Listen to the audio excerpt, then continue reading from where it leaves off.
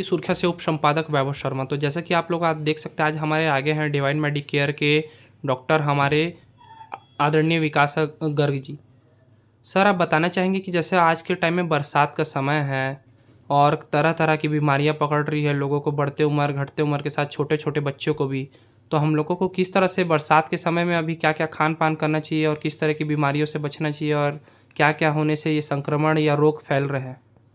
बरसात में होने वाली सबसे आम जो बीमारियां होती है उसमें टाइफाइड, हैजा, ये सबसे कॉमन बीमारी है जिसमें लोगों को पतले दस्त हो जाते हैं, है ना। टाइफाइड सबसे कॉमन बीमारी है। उसके अलावा मलेरिया है। उसके अलावा स्नेक बाइट है। अगर हम इनके बारे में बात करें तो टाइफाइड जनरली गंदगी से होता है। तो अगर हम खाना पीना बना रहे हैं घर में या कहीं बाहर भी खा रहे हैं तो हमें साफ़ सफाई का ध्यान देना है। उससे हम टाइफाइड से काफ़ी हद तक बच सकते हैं। अपने घर के आसपास अगर नालियाँ हैं, किसी में गंदा पानी जमा हो रहा है, अगर हम उसका निकासी अच्छे से कर देते हैं तो हम मलेरिया से और बाकी बीमारियों से बच सकते हैं। सेम होता है स्नेक बाइट। सांप इस दौरान, जैसे कि जसपुर डिस्ट्रिक्ट को नागलोक कहा जाता है, यहाँ स्नेक बाइट बहुत कॉमन है। लेकिन हम क्या करते हैं, स्नेक बाइट में गुनिया बेगा के चक्कर में पड़ जाते हैं। उससे हमारी जान को खतरा हो जाता है। स्नेक बाइट में भी गोल्डन पीरियड होता है। अगर आपको ये डाउट है या आपको सांप ने चाबा हुआ है तो आप आधा से 1 घंटे के अंदर हॉस्पिटल ज़रूर पहुँचिए, क्योंकि इसमें कोई दवाइयाँ, बहुत सारी दवाइयाँ ऐसी आती है जिसको लगाने से आपकी जान लगभग 80 से 90% तक बचाई जा सकती है।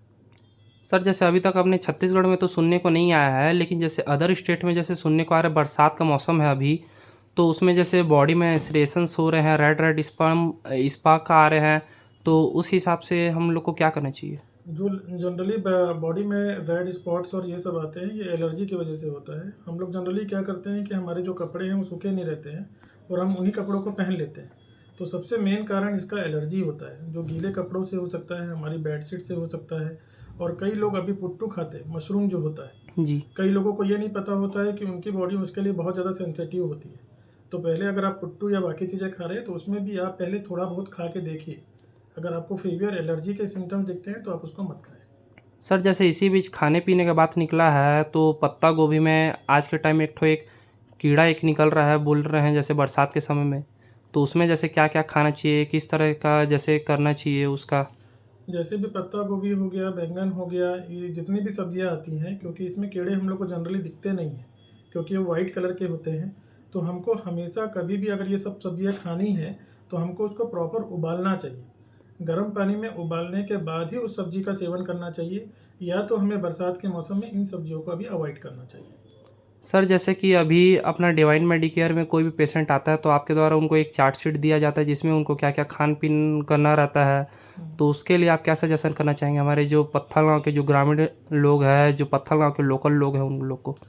जनरली क्या होता था, हमने यहाँ पे जैसे सब बीमारियों का इलाज हम लोग यहाँ करते हैं। हार्ट का हुआ, किडनी का हुआ, फेफड़े का हुआ, या और भी बहुत सारी गंभीर बीमारी है जैसे लकवा, ठीक है, इन सब चीज़ों का इलाज करते हैं। लेकिन इलाज होने के बावजूद, मेडिसिन लेने के बावजूद भी लोगों को ये नहीं पता रहता था कि हम क्या आहार लें।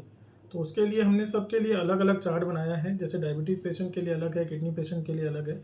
तो उसके हिसाब से हम उनको चार्ट देते हैं और राय देते हैं, ताकि दवाइयों के साथ अगर वो संतुलित आहार लें तो वो बहुत अच्छा जीवन शैली अपना चला सके। जी सर, थैंक यू। मैं हूँ आज की सुर्खियों से उप संपादक वैभव शर्मा। तो जैसा कि आप लोग देख सकते हैं, आज हमारे बीच हमारे डॉक्टर विकास जी सजेशन जिस जिस तरह का दिए हैं, आप सभी लोग ये सारे इनके राय को इस्तेमाल कर सकते हैं और अन्य किसी भी प्रकार का बीमारी या किसी भी रोग या किसी भी समस्या के लिए आपका अपना डिवाइन मेडिकेयर जसपुर रोड में आप संपर्क कर सकते हैं डॉक्टर विकास के पास। Thank you.